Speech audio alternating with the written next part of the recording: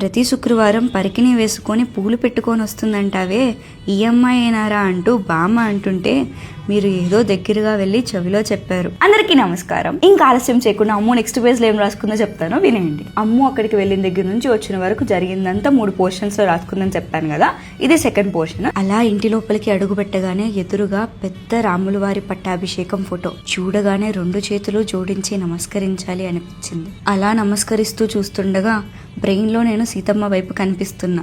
అంతలో మా నాన్నగారు ఆ రాములు వారి భక్తులు అంటూ మీరు రామయ్య వైపుకి వచ్చారు. అప్పుడే డెకరేషన్ వాళ్ళు పెద్ద గజమాలను ఫ్రేముకు వేస్తుంటే మన ఇద్దరికి కలిపి వేస్తున్నట్లే అనిపించింది. ఆహా, మూవీ లెవెల్ ఫ్రేమ్ ఇది. అలా ఆనందంలో ఉండగా అవునమ్మా, ఆ భద్రాద్రి రామయ్యకు మొక్కినాకే వీడు పుట్టాడు, అందుకే వీడికి ఆ శ్రీరాముని పేరుతో మా వారి పేరు కలిపి శ్రీరామకృష్ణ అని పెట్టామంటూ బామ్మ నా దగ్గరికి వచ్చి తలపై నిమురుతూ చెప్పారు.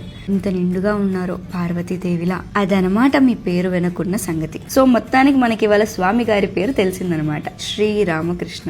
Nice name. నాకైతే మీ తండ్రి రామభక్తికి మెచ్చి ఆ రామబాణాన్నే పుత్రుడిగా ప్రసాదించి ఉంటారనిపించింది. ఇంతటి తేజస్సు, ఏదైనా అవలీలగా సాధించగల సామర్థ్యం. మన అమ్మగారు స్వామి గారికి ఎలివేషన్ ఇవ్వడంలో ఎప్పుడూ తక్కువ లేరు.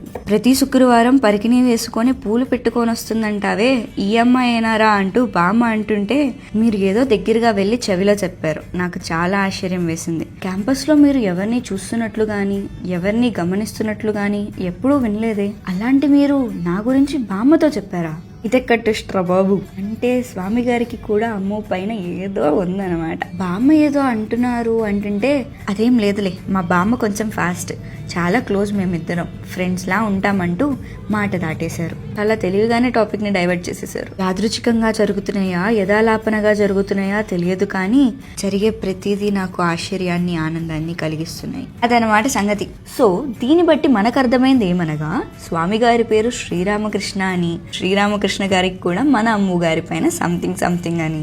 ఇంకా ముందు ముందు ఎన్ని ట్విస్టులు ఉంటాయో ఏమో. అవన్నీ తెలియాలంటే నెక్స్ట్ పేజ్ చదవాల్సిందే. మరో పేజీతో మళ్ళీ కలుసుకుందాం. ఇక సెలవు.